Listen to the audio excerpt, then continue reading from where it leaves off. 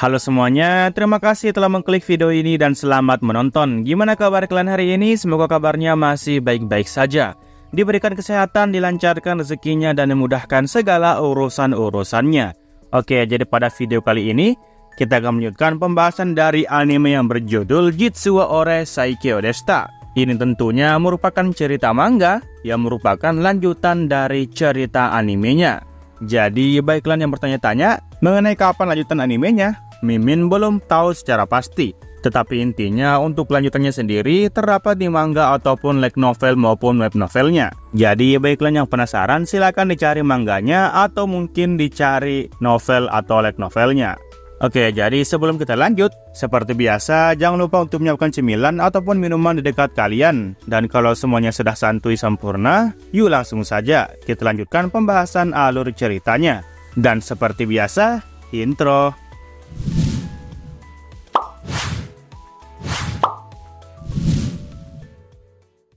Akhirnya, penyelidikan di dalam akademi pun akhirnya dimulai. Di sini, Liza nampak berjalan sendirian di lorong, dan dia terkejut setelah melihat anak-anak akademi yang saling ketawa ketiwi. Liza langsung menepi. Setelah itu, dia pun kemudian berkata di dalam hati, "Aku tidak bisa tenang kalau sendirian." Sesaat kemudian, terdengar suara bip-bip yang terdengar di telinganya Liza. "Liza, apa kau bisa mendengarku?" Ya, rupanya yang berteriak itu adalah suaranya Char. Mendengar teriakan tiba-tiba dari Char, tentu saja langsung membuat Liza terkejut. "Hah, suara ini, apakah itu kamu, Char Sama?" "Iya, aku berbicara langsung ke pikiranmu." "Atau begitulah, ini sihir komunikasi kakak." Wah, rupanya Char telah diberikan alat komunikasi dari Haruto yang tujuannya untuk bisa menyelidiki akademi bersama dengan Liza. "Ah, oke. Apa ada orang di sekitarmu?" kata Char.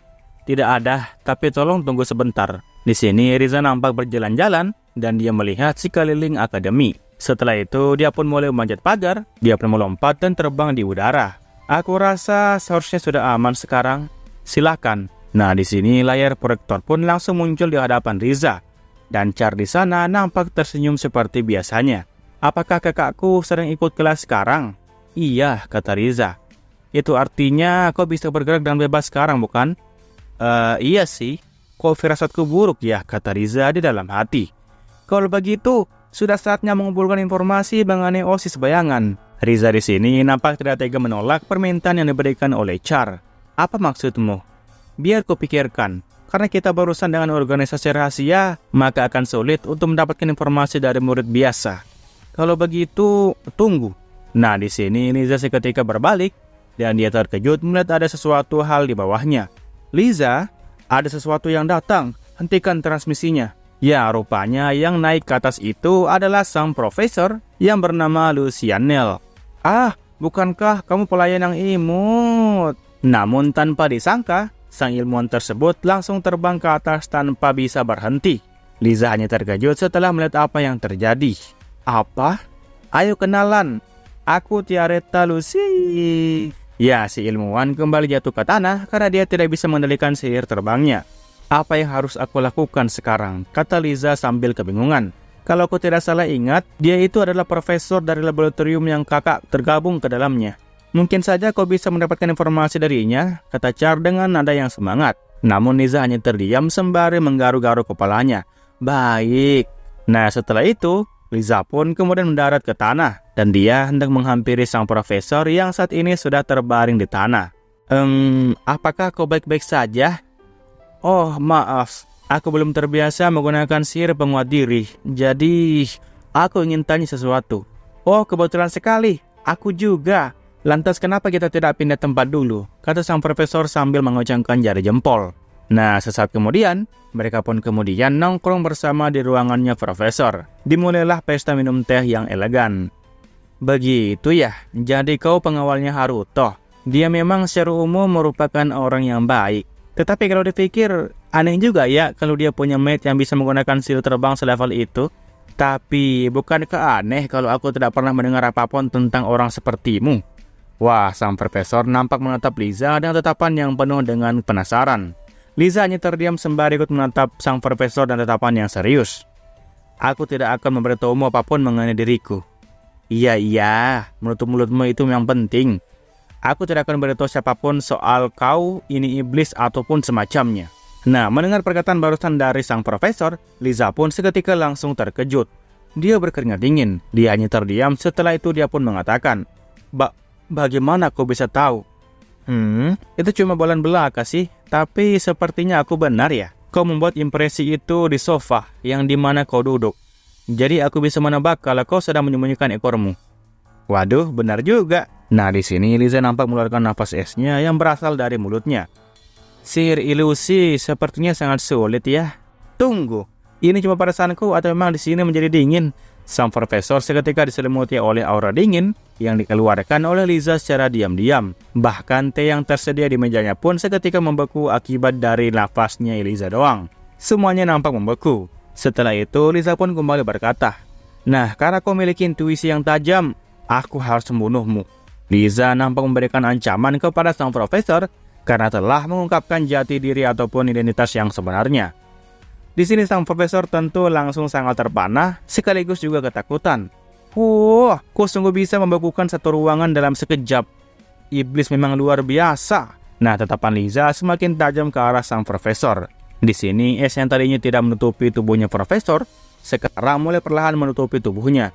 Tunggu, jangan. Aku mulai merasa esnya bakal membekukan seluruh tubuhku. Maaf kalau aku sudah mengatakan hal yang tidak. Bisakah kita bicarakan hal ini? Sang profesor berteriak dengan keras di saat es yang menyelimuti tubuhnya hampir menyelimuti keseluruhan kepalanya. Namun Liza berkata dengan tegas kalau dia menolaknya. Seseorang, tolong! Sang profesor berteriak minta tolong kepada siapapun yang ada di ruangan ini. Namun sesaat kemudian, Char pun seketika langsung berteriak di dalam kepalanya Liza. Hentikan Liza, hentikan! Kau tidak boleh membunuh orang. Tenanglah dulu, oke? Jangan hentikan aku. Kalau identitasku ketahuan, maka bisa menyebabkan masalah untuk Master. Tetapi dia tidak akan mau situasi seperti ini. Serahkan ini kepadaku, kata Charlotte. Nah, singkatnya, layar proyektor pun kemudian muncul di hadapan sang profesor. Nampak Char menggunakan sebuah jubah dan juga topeng khusus agar identitasnya tidak diketahui langsung oleh sang profesor. Setelah itu, Char pun mengatakan, ini adalah pertama kalinya kita bertemu ya, Profesor Tirate Lucio Janel. Namaku adalah West Owl. Nah, mendengar nama West Owl, sang profesor seketika langsung terkejut. Wow, apakah kamu profesor yang dirumorkan sangat jenius itu? Metode komunikasi macam apa ini? Bukan hanya bisa terdengar saja, tetapi aku juga bisa melihatnya. Ini sihir yang luar biasa. Namun sesaat kemudian, tembakan pun langsung dilancarkan oleh Liza yang berasal dari belakang layar proyektor tersebut. Dan di sini sang profesor seketika langsung terdiam. Char pun kembali berkata, bisakah kita kembali ke pembicaraan sebelum nyawamu terancam? Ah iya, itu benar, kata sang profesor dengan nada yang ketakutan. Nah, singkatnya, setelah mereka berdua berbicara satu sama lain, di sini pun Char pun kembali berkata, sekarang ada pertanyaan yang penting itu. Kita saat ini sedang mengincar sesuatu. Kalau memungkinkan, aku ingin bekerja sama. Aku akan melakukannya. Sang profesor langsung setuju untuk melakukan sebuah kerjasama dengan sang profesor Owl pada saat itu juga. Cepet banget. Apalagi aku tidak punya alasan untuk menolaknya. Apalagi dengan organisasi semenarik ini, bukan?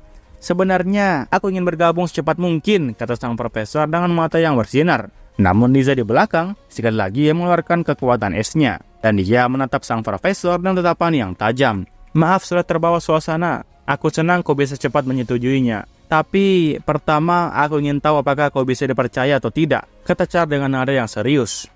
Ya, kau tidak perlu khawatir, kata sang profesor. Aku mah mau melakukannya. Selama penelitiannya masih menarik, kau tahu? Jadi aku ingin bergabung denganmu, kata sang profesor dengan nada yang semangat.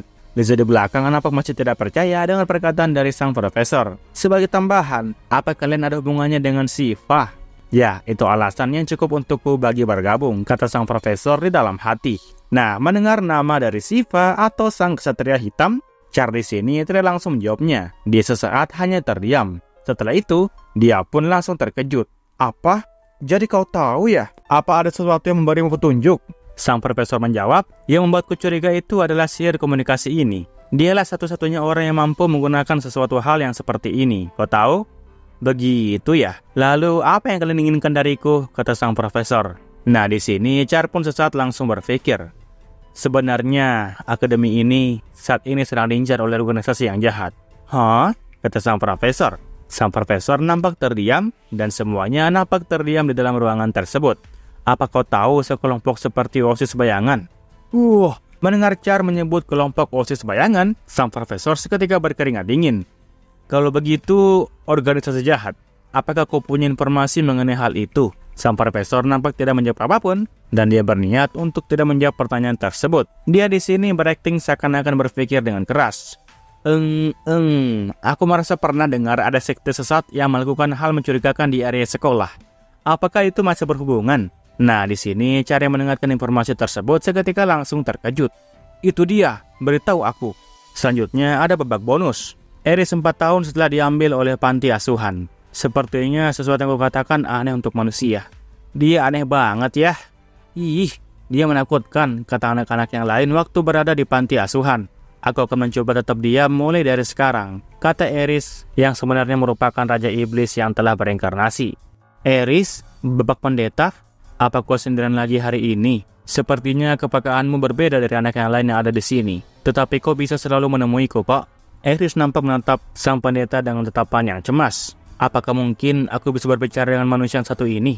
Babak pendeta, apa yang harus aku lakukan agar manusia dan iblis bisa akur? Nah, mendengar pertanyaan ini, sang pendeta awalnya tidak menjawab apapun. Setelah itu, dia pun berkata, Eris, apakah itu yang kau inginkan? Iya. Nah, di sini sang pendeta langsung menepuk kepalanya Eris. Dan dia berkata, maka kau harus belajar. Kalau kau belajar dengan rajin, maka kau akan menemukan jawabannya. Nah, setelah itu, 10 tahun kemudian pun akhirnya berlalu. Sang pendeta rupanya telah meninggal. Bapak pendeta, kau orang yang baik ya. Terima kasih. Setelah mengucapkan perpisahan, Eris yang sekarang pun kemudian pergi meninggalkan makam dari sang pendeta. Setelah itu, kita kemudian berpindah ke rumah kayunya Haruto dan juga Char waktu mereka nonton anime. Di sini, Char nampak antusias melihat atraksi yang dilakukan oleh kakaknya waktu melawan monster kemarin. Kakak, cahaya aneh yang menutupi iblis itu apa? Aku pikir ini terlalu berlebihan untuk Char, makanya aku sensor. Tetapi malah ujung-ujungnya menjadi makin bikin penasaran buat dia. Aku tidak mau dia melihat sesuatu yang menjijikan, kata Haruto di dalam hati. Ngejelasinnya gimana ya? Aku akan pakai ini. Kau tahu, ini cuma settingan. Aku pikir akan keren kalau ada pancaran cahaya yang muncul saat iblis kalah. Kalau dipikir-pikir, kau bisa sampai memikirkannya. Kau memang luar biasa ya kakak. Aku lega kalau dia percaya. Oke lah, mungkin sekian alur cerita manga kali ini. Jangan lupa untuk meninggalkan jejak di video ini berupa komentar dan juga like-nya. Oke, terakhir nama gua Rusdi. Sampai jumpa di video berikutnya. Assalamualaikum.